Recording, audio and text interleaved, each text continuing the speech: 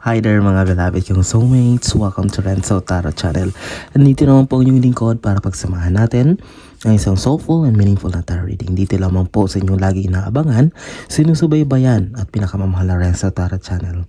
If this is your first time po sa ating channel, please don't forget to like, mag-comment po kayo kapag nagka-resonate po kayo sa ating reading ngayon. At of course, wag na wag yung kakalimutan na mag-subscribe po sa ating channel. Mega shoutout po sa lahat ng ating mga soulmates sa buong Pilipinas na lagi nakabang, at lalong-lalo na sa ating mga masisipag na overseas Filipino workers or OFW sa anong panig ng mundo kayo naroon. Maraming salamat po sa nakakataba sa puso ng mga komento at suporta. Maraming salamat po, at wag na wag po nating patagalin pa. Ating pong reading ngayon na isang bonus reading. Okay, bonus reading po, ibig sabihin parang general reading na rin po ito, kahit kailan anong oras niyo po ito mapanood ay para po sa inyo o mensahe ng universe natin. Okay, para po sa ating mga pinakamalasay ng Libra. Ulitin ko po, Libra, para sa inyo to. Maghanda kayo para sa inyong bonus reading. Sige, isa pang shuffle. Kukunin na po natin ang iyong 10 baraha. Okay, Libra, Spirit Universe, Spirit Guides, bigyan niyo po kami ng 10 baraha para sa aming bonus reading, para sa aming mga pinakamamahal na nasa sign ng Libra. Okay, Spirit Universe, Spirit Guides, kapag first time po kayo sa ating channel, kumukuha po ang inyong lingkod ng 10 baraha na siyang i-interpret naman natin base sa energy na binibigay ng universe. Okay, at dire-diretso po tayo sa pag-shuffle sapagkat ayaw po natin ang paputol-putol para magtuloy-tuloy po ang ating reading at hindi tayo ma-distract. Okay, ay may nahulog na po. Uy, ang dami na nito. 2, 4, 6, 8. Oh, sakto. 10 po. Isang block. Okay, nahulog. Sige. Eto. Tingnan natin. Ayusin lang po natin. Ilatag natin ang iyong 10 baraha, Libra, ha? Para sa iyong bonus reading. Maraming salamat po. Hindi po ako magsasawang magpasalamat sa inyong walang sawang tiwala at suporta sa Renzo Tarot Channel. Naway hindi rin po kayo magsawa na manood at lagi mag-abang sa ating mga videos sapagkat kayo lamang po ang aking lakas, pinagkukunan ng lakas ng loob. Okay, Libra? Sige, sisimulan natin ang pambungad ng baraha. Wow! A very beautiful opening card, the Sun. Okay, here comes the Sun.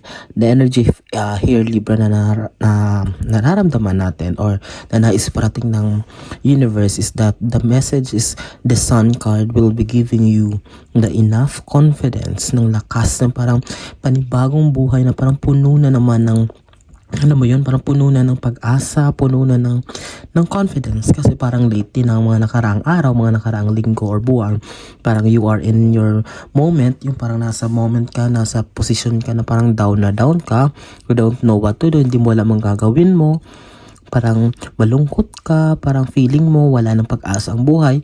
But this Sun card, the universe is just telling you that to cheer up your life, kasi isang magandang buhay ang parating para sa'yo, na puno ng pag-asa, puno ng positivities na parang makakalimutan mo lahat ng problema na pinagdaanan mo.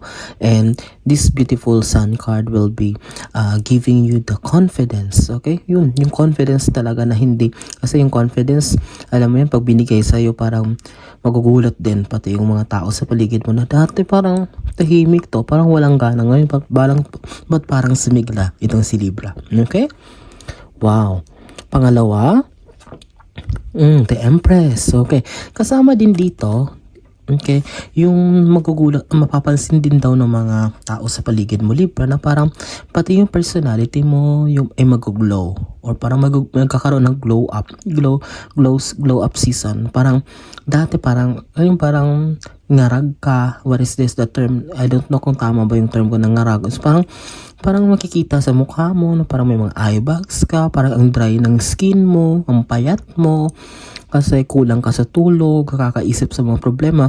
But this Empress card will be turning your position na parang mag-glow ka naman, parang magra-radiate yung parang yung mukha mo na parang alam mo yun, na parang puno na, kasi puno na ng happiness, puno ng positivity. Pa makikita rin to sa mata mo, sa mga kilos mo, yung katawan mo maganda na parang okay na, hindi na tulad ng dati na nangayayat ka. You will start to take care of yourself. Papagupit ka siguro kung napabayaan mong buhok mo humaba. Sa mga lalaki, parang mag-groom, mag-start kayo mag-grooming. It's all about taking care of yourself para ma-present nyo ng maayos ang inyong sarili sa paligid nyo na kaaya-aya or good looking kayo. Okay? Pangatlo. Okay.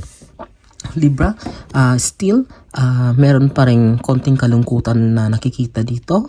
Sige Libra, human as we are, parang ito, nature nyo to ngayon, but sabi ko nga diba doon sa nakaraan yung baraha, this will not be, hindi to magtatagal. Konting-konti na lang, konting panahon na lang ang inyong ahantayin at matatapos din tong mga problema. At kung sa mga hindi pa, please balikan nyo po yung una kong reading ng Libra for November 2024. Doon hindi ko napapaliwanag talaga dito kung anong yung dapat abangan. But this Five of Cups ay napapatunay lang na talagang nasa sitwasyon kayo ngayon na parang meron pa rin may mga problema pa rin na hindi pa rin nasusolve, or meron pa rin mga emptiness, kalungkutan kayo nararamdaman, in the sense na naghahanap pa rin kayo ng kasagutan sa mga tanong na tumatakbo sa isipan nyo, at the sense na parang hindi pa rin kayo nakakasumpong ng tulong or help from others na you are expecting. Okay?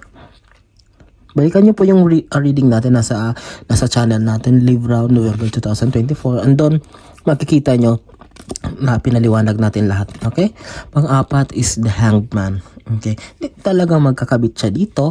Magkakabit Libra sa mensahe ng Five of Cups na you are in a situation parang mabagal talaga ang pag-move. Okay?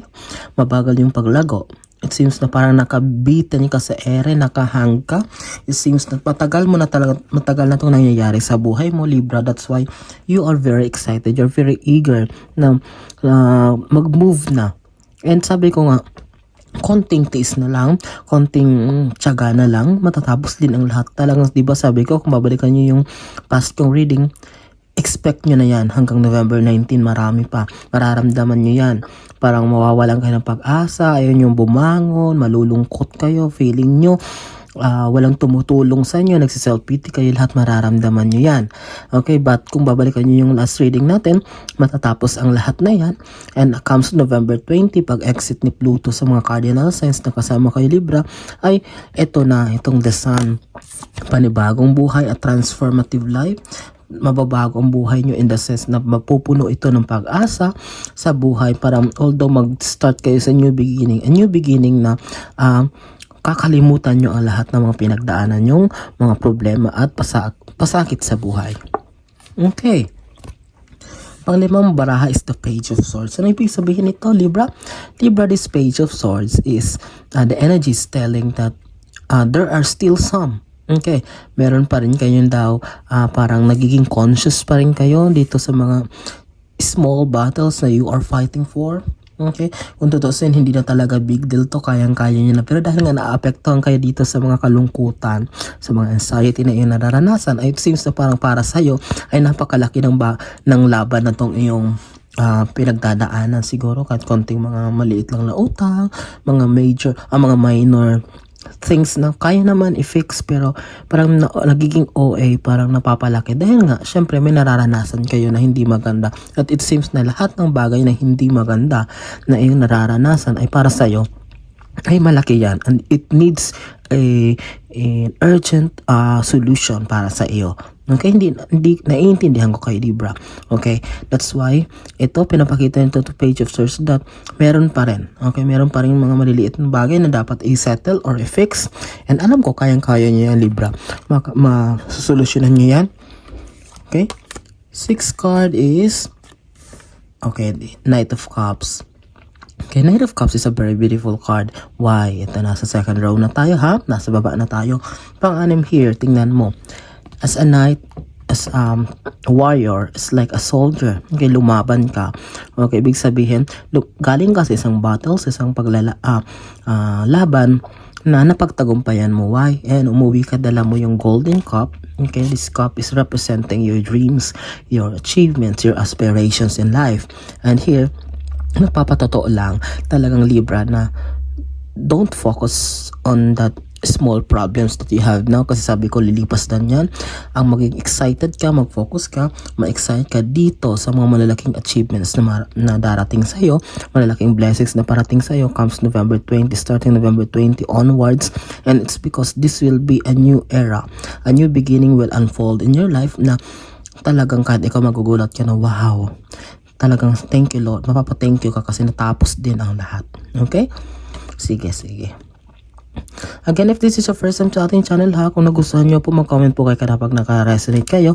And of course, wag nyo kakalimutan pong mag-subscribe para mas bilis pong lumagong ating channel at mas malawak pong ma-reach ng ating channel. Marami tayong soulmates na matulungan na mabigyan ng soulful and meaningful na tarot reading. Okay, pang-pito is Justice card. Okay, merong iba daw sa inyo, Libra, na parang nagdi-deal, may mga sinasettle na konting mga problema in terms of papers, and lalo na siguro may iba sa inyo o kayo mismo nagpabarangay, may involvement ng justice court, police, or kung ano man to na parang related sa peace and order, mga nakaalitan na umabot sa demandahan, lupa, or any kind of things na dapat isettle sa ng in terms of justice, or maybe may ilan sa inyong Libra na may mga kasong nilalaban na parang you feel na parang walang hustisya. Okay, you feel na there's an injustice kayo nararanasan, na parang feeling nyo wala nang pag-asang maipanalo ang kaso. Okay, ito yung nakikita ko dito. It's all about you are wanting a fair treatment sa bagay na yan, or maybe meron kayong mga bagay na sinisettle na you are thinking na parang ayaw nyo itong ipasettle. What is this? Ang gustong sabihin ay parang siguro binabayaran kayo, or para matahimik na, or parang matapos na ang lahat, and it seems that you don't want to settle. Okay, you really want to push for na magdemanda. Okay, it's all about, mag-comment nyo kayo kung makaresonate kayo dyan, Libra. Kung meron dyan sa inyo nagsasettle ng mga bagay-bagay na may kinalaman sa pera or whatsoever. Okay, King of Swords, ilaban nyo daw. Okay, Libra, ayan, magkatapat po sila dito sa 5 of Cups, dito sa kalungkutan. Is that yun, isa din daw sa nakakakos ng kalungkutan nyo, Libra, is that internally meron kayong mga sinesettle. Okay, hindi to alam ng mga tao sa labas, sa paligid mo. They thought that you're okay, that they thought that you're doing well, but inside there are some swords, okay, that you are fighting or you are dealing with. This King of Swords is now in a positive way helping you, na tumutulong sa'yo para makilala mo ang lahat ng tao, kung ang totoong tao na lumilitaw, lalong-lalo na dito sa panahon na sitwasyon na kinakailangan mo ng tulong. And here also matutulungan ka, of course, to be intelligent. Aside from sa natututunan mong pagkilala sa mga tao, is that you will be matured.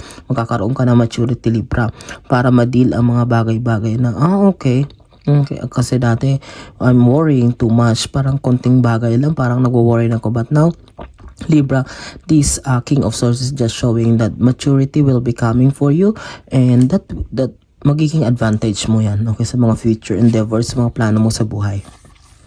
Wow, 10 of Swords, Libra, nagpapakita lang talaga to na yung iba pinagdaanan nyo or present situation nyo talaga na you are very down. Okay, very down kayo in the sense na akala ko itong 5 of Cups lang yung lalabas, malungkot lang, but here it seems that your energy is drained. Parang inubos talaga, may humigop ng lakas nyo. Alam nyo yun, mga problema. Okay, siguro itong mga sitwasyon na ito may kanalaman sa justice, iyan talaga ang nagpapabagsak sa inyo. It seems that you are hopeless. Talagang wala ng pag-asa. Tingnan mo yun, nasa ground kayo na nakahiga ka na tinusok ko pa ng 10 sword. Wow, talagang there's also a betrayal. Yung mga pagtatraidor din na nangyari sa inyo, Libra. Sa mga taong pinagkatiwalaan mo, akala mo ay okay, ayun pala ay traitor. That's why, ayan yan ang kinahinat mo, talagang bagsak na bagsak ka. You are very down, and talagang my heart goes with you, Libra. Hindi madali itong pinagdadaanan mo lahat-lahat. It seems na parang you are telling yourself, ano bang klaseng buhay to? Okay, ito bang hindi ko to deserve na buhay na to. Grabe, it seems that you really want to get up. Gusto mong bumangon, but parang ayaw kasi, but parang hindi mo kaya. Kasi parang yung mga taong kakapitan mo sana para makabangon ay sila pang nag-down sa'yo or lumugmok sa'yo. Sige, tingnan natin para sa iyong pang 10 baraha. Okay, Judgment card. this is a beautiful card because ang gustong sabihin nito, after all this na mga nangyayari sa'yo, mga ginagawa sa'yo, you will be recovering, makakabangon ka, lalong-lalo na lumabas yung Sun card. Kung tutusin, parang medyo negative umabara, pero dahil nagsimula tayo sa napakagandang baraha na the Sun card, it means that there's a hope, okay, for a brighter future. It means na talagang after all, di ba sabi ko, there's always a rainbow at the end of the tunnel. There's always a light at the end of the tunnel. Sorry.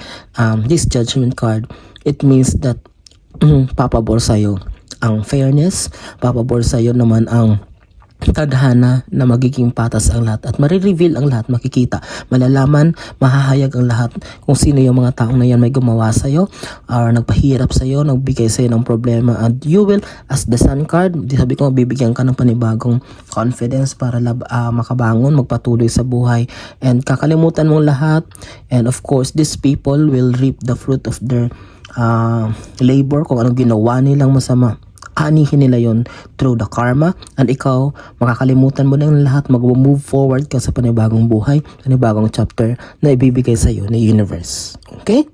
Libra, isa napakaganda, soulful, meaningful na tarot reading natin pinagsamahan. Naway wag po kayong magsawa na manood at lagi mag-abang sa ating mga videos. I am praying na maraming nasa sign po ng Libra ang makapanood dito ngayon. Kapag may kakilala po kayo, kaibigan, kamag-anak, kaopisina na nasa sign din ng Libra at mahilig rin sa tarot reading, please don't hesitate to recommend po ang ating channel para mas masaya po, mas malaki po, mas marami pa ang ma-reach ng ating channel at mabigyan natin, matulungan natin ng soulful and meaningful na tarot reading. Mga pinakamamahal kong soulmates, nasa naman kayo ngayon naroroon. Ano man ang ginagawa nyo, mag-iingat kayo lagi, and God bless us all.